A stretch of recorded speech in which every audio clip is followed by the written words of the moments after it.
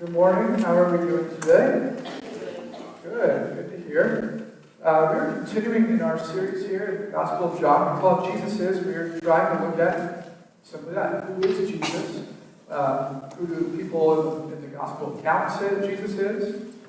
Who is the Apostle John? How does he reveal Jesus to us? And then primarily, who does Jesus say that he is? And this week we're especially going to see sort of how other people are looking at Jesus. If you were with us last week, we were in Samaria with a woman at the well who just sort of stumbled upon Jesus, and Jesus did something incredible there. And everyone really loved Jesus in that moment. And we're going to see something a little bit different this week. So one of the fun things with having a 2-year-old and a 3-year-old is showing them movies that I enjoyed as a kid. And so recently, because they're getting a little bit older, they aren't as scared by everything. Although usually like ominous music, like they understand when ominous music happens that bad things are going to happen. They don't always understand that good things are going to come at the end. So they're starting to figure that out. And so we showed them Aladdin the other day, which was a favorite of mine growing up. But I missed some of like the themes of the movie as a kid. As a kid, I was like, oh, magic carpet, a genie, an elephant. This is funny, right? Enjoyable. But as you go back and look at it, you're like, wow, there are things happening here that I missed, right? I'm missing parts of this. Like one thing that stood out to me was like they wear a shockingly small amount of clothing for what is presumably a Muslim country. Just in that, I was like, let's see, right. Historically speaking, I don't think this was concerned with that at the time. The other thing that I noticed was that Aladdin, who's the main character, the hero, the one that we're supposed to be cheering for, actually becomes like the villain in the middle part of the movie, which you totally miss as a kid. As a kid, you're like, hey, magic carpet ride, this is awesome, right? And so there's these two characters that are going back and forth in the movie. Aladdin, who's the good guy, who's just a poor kid from the street who steals things, runs away from the evil guards and things like that. And then you have Jafar, who's like a wizard type guy who's after supreme power. And what happens is Jafar, as the villain, is in this constant cycle of using people. So he uses the sultan that he's supposed to work for to achieve his purposes. And then when he finds out that Aladdin gets him into the cave of wonders, he figures, I can use this poor street rat too. Right? This is his plan, this is his mode of operation, is to use people to accomplish his evil purposes.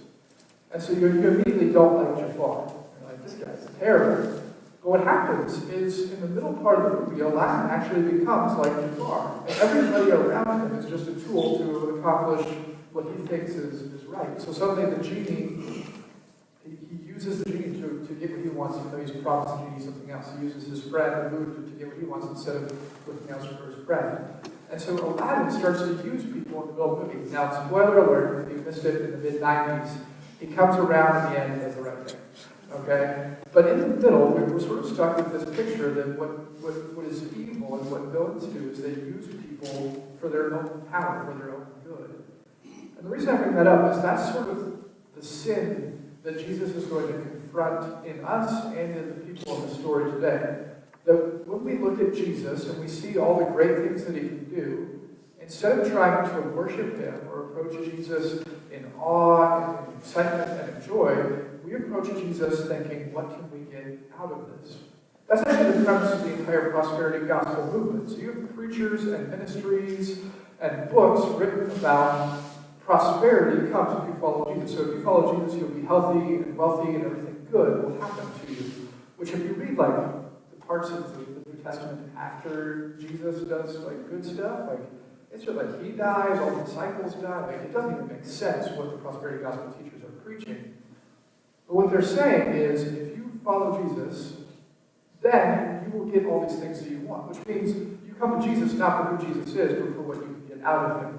And that's the very attitude that Jesus is going to confront in us, because if we're honest, even though my guess is most of you are not out there listening to prosperity preachers, you're here, I'm not much of a prosperity preacher. Richard thinks I might be. That's a different story. But here's the deal. In our hearts, sometimes we can fall into that bad pattern and think, you know what, like Jesus, I follow you, I do all these things for you. It's time for me to give a little bit of something.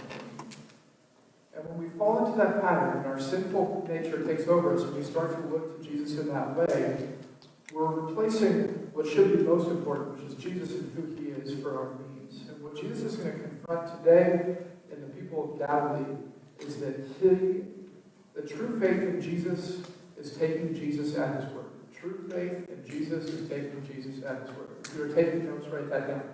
All right? True faith in Jesus, true belief in Jesus means taking Jesus at his word. So if you have your Bibles, open up John chapter 4. Last week I did 42 verses, and some of you were like, whoa, it's a lot. This week I only have like 12, so it'll take just as long, but it'll be just as fun. All right? So 43 through 45 is where we are going to start this morning. So chapter 4, verses 43 through 45. If you don't have a Bible, grab one off the end of the bench. If you don't own a Bible, take it home with you. 43 through 45. After the 2 days, he departed for Galilee, for Jesus himself had testified that a prophet has no honor in his hometown. So when he came to Galilee, the Galileans welcomed him, having seen all that he had done in Jerusalem at the feast, for they too had gone to the feast. All right, so we're starting out here with context and background for what's about to happen, what Jesus is about to do. These 3 verses here are a transition from where we just were in Samaria, a city named Sychar, into Galilee. Right, we're going from people who are far from God, who are seen as Jews, as half-breeds, as apostates who only believe part of the Old Testament, not the entire Old Testament, to the proper people that God is supposed to send. We're going from people who the Jews never would have thought the Messiah would go and visit, to the Messiah visiting his home region. And it's meant to surprise us a little bit here, right? If you think about how last week ended, pretty much all the people in that city, all the Samaritans started to follow Jesus. Right? If you look at verse 42, it says they believed. They first believed because the woman told them and shared with them, but now they believe Jesus because they have heard him themselves. But notice that phrase at the end, and indeed he is the Savior of the world. He has a group of people in a city who are happy to have him, who believe that he is the Savior of the world, and he leaves. Right? Now some of you are like, oh, yeah, he's just going on. Like, that's a big deal. If you have a place where people love you and just think you're the greatest thing ever, and you're like, I'm going to go somewhere else. Like, he's stepping out. He's making a movement here that's supposed to draw our attention. He has a greater purpose at hand. And he's heading back to Galilee.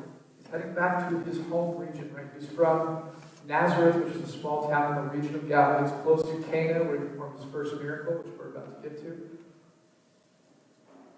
So he's heading back to the Jewish people, but also to a people that Jesus knows is not going to be easy. He's heading back to a group of people that aren't going to love him, that aren't going to accept him as he is, right? In the prologue of John, so turn back to the first week, we were in the Gospel of John, we started the series in 1:11, he says, John says about Jesus, he came to his own, and his own people did not receive him. Right? So John, in his opening statement about who Jesus is, right before he's about to say, for the Word became flesh and dwelt among us, which is like mind-blowing stuff, he says he is going to come to his own, and his own are not going to receive him. That's what Jesus is entering into here.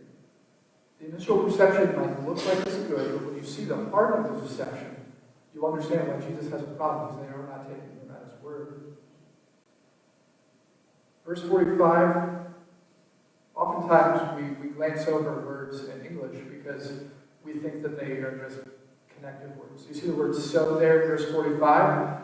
That doesn't mean like, well, you know, on the weekend we did this, and then we did this, and then we did this, and then we did this. John is not just giving you sort of a rundown of what Jesus is doing. So is a purpose statement.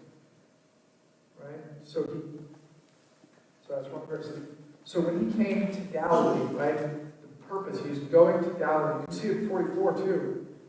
Look at verse 44. It says, for, that is a statement of reason, the motivation for why Jesus is going to Galilee. It's not because they love him. He's leaving the town that loves him. Why is he going to Galilee? For, that's the reason. He knew that he would have no honor in his hometown. He's going to his hometown for a specific reason, for a specific purpose. John is telling us something. He's telling us that the reception that Jesus is going to receive might on its face look good, but it actually isn't. They aren't receiving him for who he is. They're receiving him for the wonders that he does.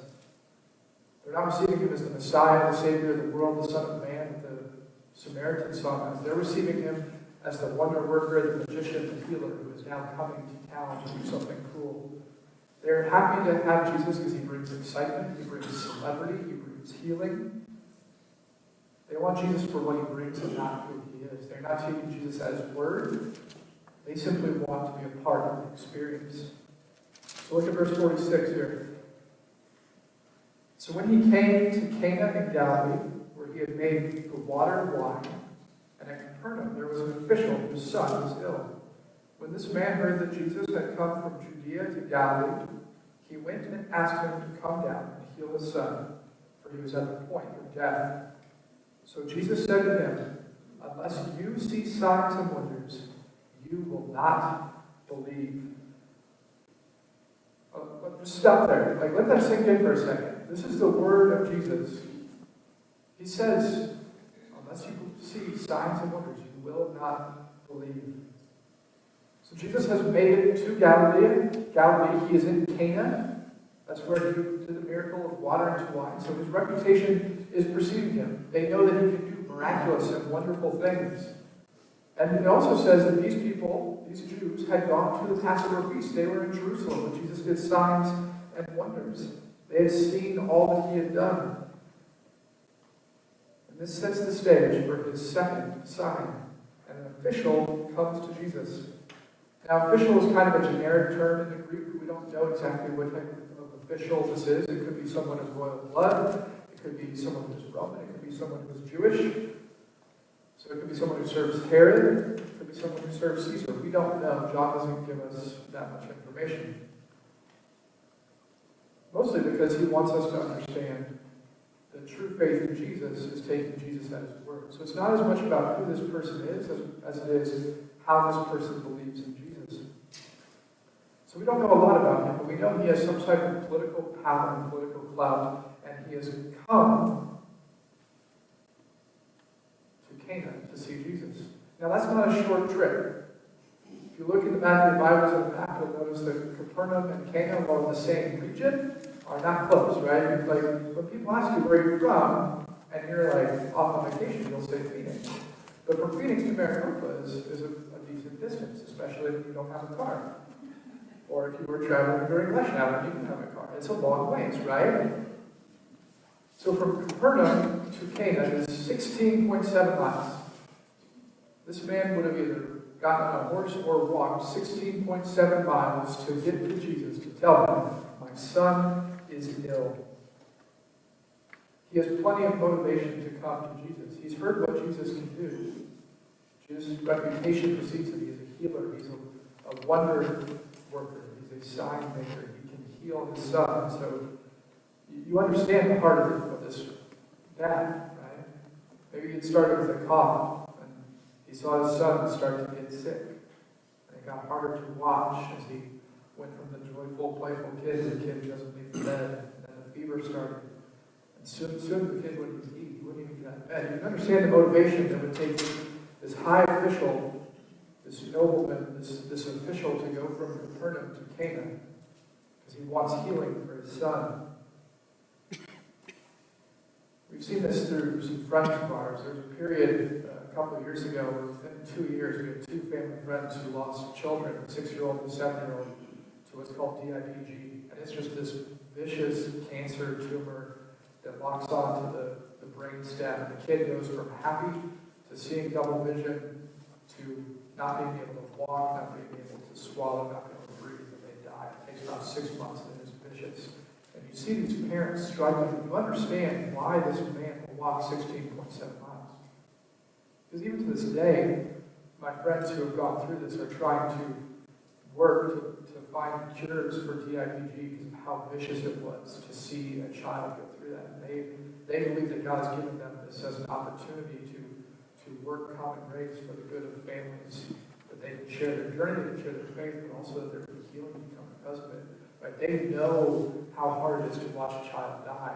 That's the motivation that this man has to go from Capernaum to Cana to talk to a man he's never met before. He knows a little bit about him. He knows he works some wonders, but he's just coming to Jesus because he's running out of ideas. It says his son is at the point of death. So he comes to Jesus. And Jesus responds with some not so great bedside manner, right? If he was a physician, he probably would have gotten a poor lady from his client here about his bedside manner. Jesus says to him, unless you see signs and wonders, you will not believe.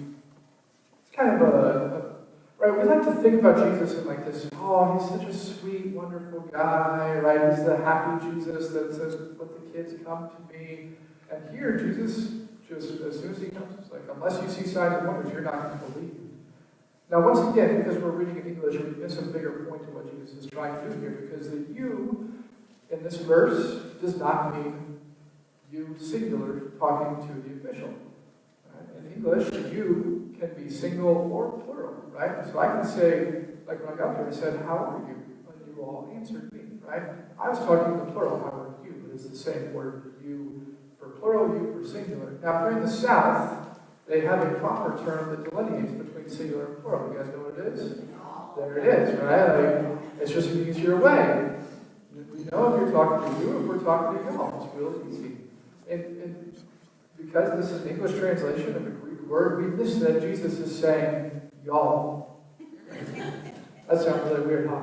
Right? Jesus is saying, you all. He's saying, y'all. He's like, you can rightfully look at verse 42 here. Not 42. Verse 48, and say, unless y'all see signs and wonders, y'all will not believe. Alright? So here's the point. He's looking at this man saying, you are an example of everyone who is around here, who is looking at me saying, the wonder worker is here, the celebrity is here. Let's see the party tricks. Let's see the cool things. Right? These are the people who were at Passover. If you remember at the end of John chapter 2, after he flips the tables, he's in Jerusalem for the Passover. We get this strange couple verses at the end of chapter 2 that says, so you look at, just flip over a page to chapter 2, verses 23 through 25. Now when he was in Jerusalem at the Passover feast, many believed in his name when they saw signs and wonders that he was doing. But Jesus, on his part, did not entrust himself to them because he knew all the people and needed no one to bear witness about this man. For he himself knew what was in man. So Jesus is saying, I know what was in them. I know their faith was not true. I'm not going to entrust myself to them. A lot of those people that he's talking about are the people that are now in Galilee. The people who believe because of signs and wonders, who believe because Jesus did a cool party trick, are now looking at Jesus again saying, do some of the cool stuff you did at Passover. Do some of the cool things that we can see the healer, the winemaker, the magician. And Jesus is saying, I'm not the party trick. When I was in college, we found out that I had a reading disability. And so to help me with studying and growing sort of my knowledge and things like that, I had to learn how to read again. I taught myself with a tutor how to read all over, right? Because the way I had read in the past wasn't working. And so I had to learn, once again, how to read properly. And so in this process, I learned how to speed read. And people, when they hear that you speed read, are like they think it's either like some interesting trick you have or a superpower. And so I was at a party, and one friend came to me and was like, hey, can you read like the first 3 chapters of this book real quick? And I can quiz you. Like, this is not how speed reading works. It's not a parlor trick. This isn't a party trick. I'm here to hang out with my friends and have a good time, not to read 3 chapters and have a quiz. That's how Jesus is feeling. He's coming to his hometown to do ministry, to reveal who he is as the Savior of the world, as the Lamb of God who takes away the sins of the world. They're saying, hey, do the thing with the water into wine again. That was awesome. That's the attitude of the Galileans as they look towards Jesus. That's the attitude that Jesus is confronting. That's his expectation of this man. That he's just another member of this crowd who's coming and saying, do this cool sign, do this cool wonder.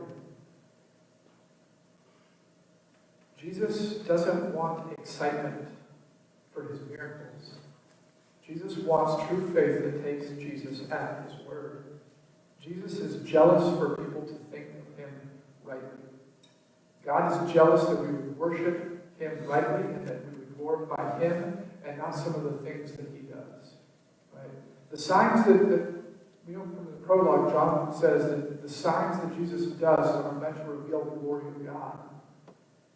Jesus wants his glory to reveal, that he would be glorified and honored and believed as who he is, not for people to look at the signs and wonders. Now, oftentimes when we hear that God is jealous, right, you might be like, Andy, can we stop for a second here? You just said that God is jealous, but in John 3, when the disciples of John the Baptist were being jealous, you said, don't be jealous. So what's going on here? God's jealous, but you said, don't be jealous. How do those two meet together? And here's how they meet together. It's wrong for you and I to be jealous because we do not deserve all things. But because God is worthy of all glory and all honor, it is good and right for him to be jealous for all the glory and the honor and the praise. If you are married, husband, or if you understand this, right? Let's say you are a wife, and you are rightfully jealous that your husband only gives affection to you. You would not be happy with your husband sleeping around. Because there is a commitment. And that commitment means that you can be jealous that his affection is only for you, because that is the promise that has been made. So you are rightfully jealous in that sense. The same is true about God. He is truly worthy of all worship, all honor, all glory. And so ascribing those things to him, because he says do it, does not make him jealous. It actually means that he's looking out for our best. If something is truly good for us, and God says, do this one thing that is truly good for you, that is the best possible thing, it is not a sinful thing. That is why it is good and right for us to say that God is a jealous God, because he deserves it all. And for us to say we should not live a life of jealousy, because we know that only God is worthy of it all. And this is the attitude of Jesus. He does not want people taking his glory and his honor and turning it into a party trick. He wants them to believe him at his word. Let's see how the official responds, verses 49 through 54.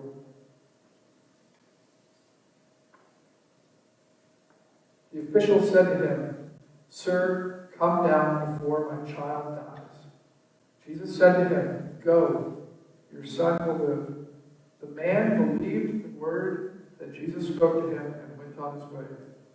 And as he was going down, his servants met him and told him that his son was recovering.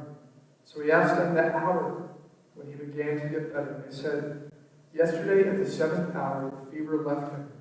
The father knew that was the hour when Jesus said to him, "Your son will live." And he himself believed, and all his household. This was now the second sign that Jesus did when he had come to Judea, from Judea to Galilee. So Jesus says, unless y'all see signs and wonders, y'all won't believe. And the official looks at Jesus and he says, "Come before my son dies." The official is showing Jesus, I don't care about the signs and the wonders. I just want my son to live. He's unfazed by Jesus. He's unfazed by being confronted with the truth that people all around him are looking for Jesus to do something cool. He only cares about his son. He is begging for mercy from the only one who he believes can help him. The official who usually has power is now powerless, so he's going to the only one who is powerful. And in his misery, he is going to receive mercy. Jesus responds by telling him to go home, your son will live. So Jesus sees something in this man. He sees something in this man. He sees faith. He sees the motivation to ask for mercy, and he heals. But he does so in a really specific way, right? Why is Jesus hesitant to do signs and wonders in Galilee? Because he doesn't want it to turn into a show. So he doesn't make it a show. Jesus doesn't say, let's go, let's hop on a horse, let's get to Capernaum really quickly. Instead, he says, your son is healed. Jesus heals from a distance because he understands something, that if he goes and makes a big show out of it, then the show is going to be perpetuated. People are again and again going to look for signs and wonders instead of looking to Jesus and his word. Jesus' words healed a boy 16 miles away, and the father rushes home to go and see his son. He runs into a servant on the way and he asks, or the servant tells him he's healed him. He asks, when did it happen? When did that happen? It says the seventh hour. You ever wonder, maybe he thinks it's too good to be true, right? Like when did this fever break? Are you sure it's real? When did this happen? And when they say the time, he believes. Which means there's sort of initial faith, but there is a true faith in trusting Jesus at his word here. He believes that Jesus is the Messiah, he's the Savior. He is the one who is capable of turning any misery into something good. The man believes. Notice why he believes. Not because the boy is healed. He believes not because the boy is healed. He believes because of when the boy was healed. He believes in Jesus because he knows that Jesus is the true Messiah. He's the true Son of God. He's the true one who can accomplish healing. The man had a small moment of faith when Jesus first spoke, but now he believes completely. And this is why Jesus came. This is why John wrote the gospel account. John 20, verses 30 and 31, I've quoted it before. And if you stick around through this series, you're going to hear it more. Because John is a great author because he tells us why he writes. In John 20, verses 30 and 31, he says, Now Jesus did many other signs in the presence of his disciples that are not written in this book. But these are written so that you may believe that Jesus is the Christ, the Son of God, and by believing you might have life in his name. John writes about the signs and wonders that Jesus does, that you might believe and have belief in his name.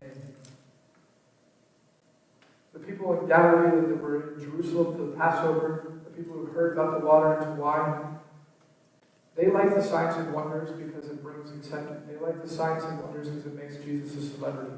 They like the signs and wonders because they can say, dude, I was there when Jesus did this. Jesus did signs and wonders that people would believe he is the Son of God, have life in his name. And that is what happens for this man. He believed Jesus at his word. He didn't have to see it. He believed, so he headed home. It says that the man and his whole house believed Jesus. Because the sign showed who Jesus truly is.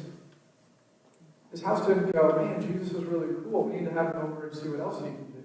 They believed who Jesus truly is because the man shared how he took Jesus at his word. So if you're here and you have never trusted Jesus, the call simply here is to take Jesus at his word. And it's no coincidence that taking Jesus at his word at the end of chapter 4 comes after Jesus says that he is the Messiah earlier in chapter 4. He wants you to believe in as the Messiah, as the Savior, as the one who brings mercy. His mission is to go to the cross to show us the greatest mercy imaginable. This is a small form of mercy for a man who's in misery. But Jesus has a greater mercy in mind. That's why he goes to Galilee. Because in order for him to die for our sins, he has to be rejected. He has to be rejected by the people who are closest. He has to be rejected so that he can die for your sins and my sins and give us mercy. Christ is merciful. He was merciful to this official, and he's merciful to us. It's a great little Puritan book by a man, his last name is Chambers. He says, his mercy is greater than our misery, talking about Jesus. His misery is greater. His mercy is greater than our misery. This official was lost in misery. He's watching his beloved son die in his misery. He seeks out the only one who can offer mercy. And Jesus gives it to him. Jesus' mercy was greater than his misery. And we can joyfully say today that Jesus' mercy is greater than our misery.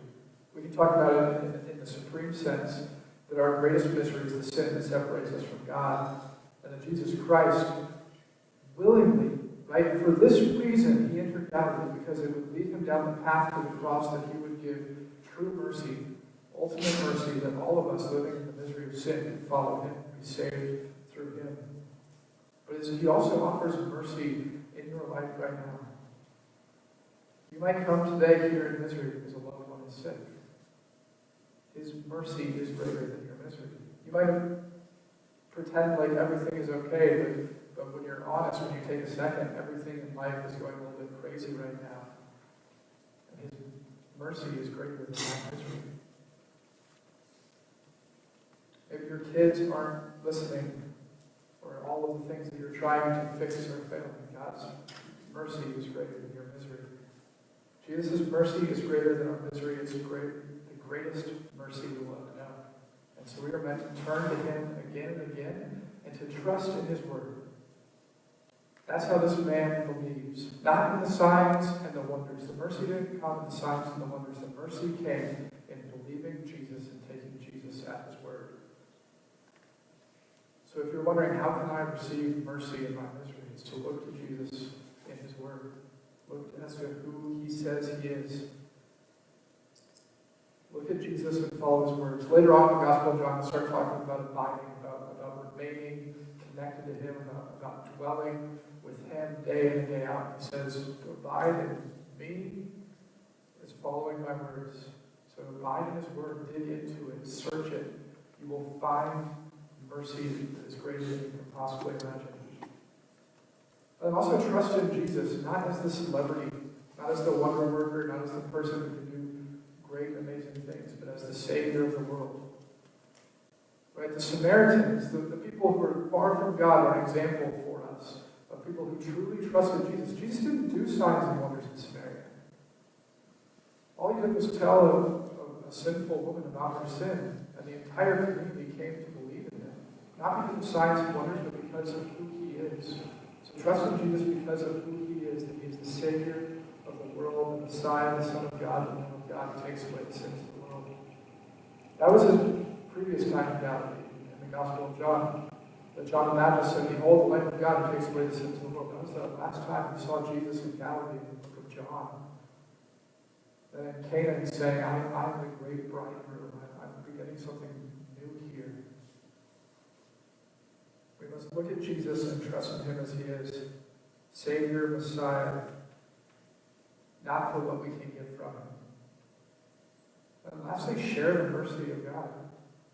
The entire household follows Jesus and believes, because this man, when he gets home, he tells them of the mercy he's experienced. He tells them that there is no misery that he can possibly imagine. Jesus' mercy is greater than. So that you need to trust in this Jesus person because of who he is. Not because he does wonderful things, although he does, but because of who he is, because his word is what changes things. Trust in Jesus and his word. So who are the members of your household? Maybe your entire household follows Jesus. Well, there are households right next to you. Right? Who's your neighbor, your friend, the one person that you can say, hey, let me tell you about Jesus. God is calling us to share his mercy. If we know the greatest mercy that is greater than any of our miseries, then the true thing that we should be joyful to do is to go and spread that mercy to those who are around us who need it most. Let's pray. Father, we thank you that you sent your Son, that his mercy is greater than our miseries. And that true mercy that came at the cross is greater than our greatest misery of sin. So in those moments, Father, where we are tempted to make Jesus into a good luck charm, a wonder worker in our lives, where we look to Jesus to try to get something, Father, I pray that you would point us to his word, that we would take Jesus at his word and not look for signs and wonders. That when we see signs and wonders, that we would see them for your glory, Lord. And that by seeing your glory, we would believe Jesus is the Messiah, the Son of God. And that by believing, receive life in his name. We pray all this in Jesus' name by the Spirit.